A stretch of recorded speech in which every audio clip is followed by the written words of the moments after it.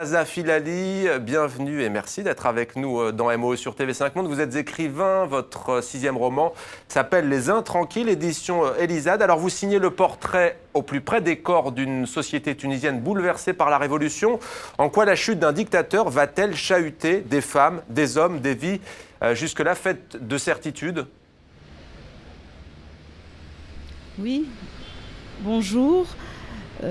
Écoutez, pour parler de mon roman, en fait, ce roman se situe entre février et octobre 2011, plus précisément le 23 octobre 2011 au matin, c'est-à-dire le jour des premières élections libres après le 14 janvier.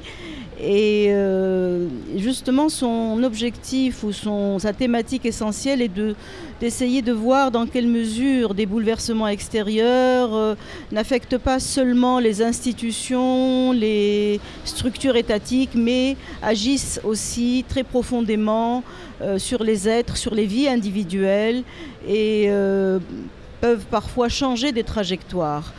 Et donc, d'une certaine manière, tout se passe comme si nous étions un peu pareils à la planète qui nous porte, si vous voulez, puisque nous avons tous une écorce solide et apparemment solide d'habitudes, de stéréotypes, etc., sous laquelle il y a une intranquillité qui couve.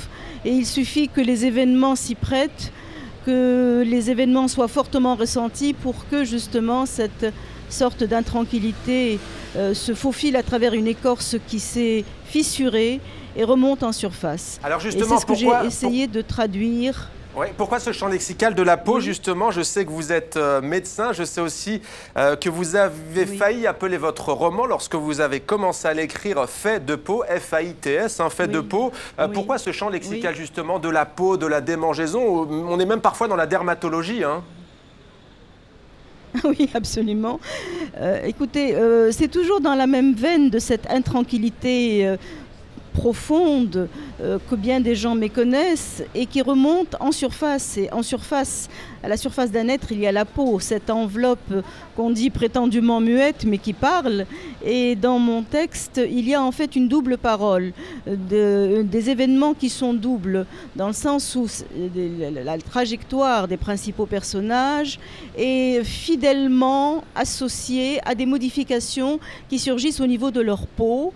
Et la peau parle, elle a un autre discours qui est parfois parallèle à celui du personnage, mais qui parfois s'en écarte, comme si la peau lui révélait de lui-même des choses que soit il ignorait, soit il ne pensait pas être en mesure de les accomplir ou d'y parvenir. Alors il y a justement par exemple parmi vos personnages Jafar, qui est un ancien mineur de Redeyev qui débarque, non, Abdellah pardon, ancien mineur de Redeyev qui débarque à Tunis, la capitale, pour trouver un travail. Il y a également justement Abdellah qui va se réveiller, il travaille dans une société privée, il s'est enrichi sous le régime de Ben Ali et il va se réveiller avec une tache sur le front. Dites-nous en plus.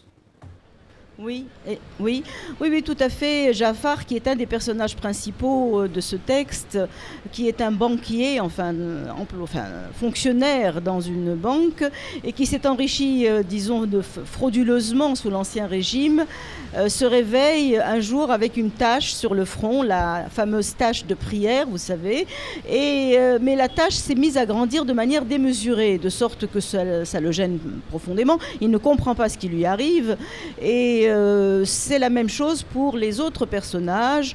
Il y a Heshmi qui est un islamiste convaincu et qui avait été emprisonné sous le régime de Ben Ali, torturé, et dont les cicatrices, ce qu'on appelait le jeu du cendrier, c'est-à-dire le fait qu'on éteignait les cigarettes sur la peau des détenus, les cicatrices se ravivent soudain et reprennent une brûlure qu'ils croyaient éteinte.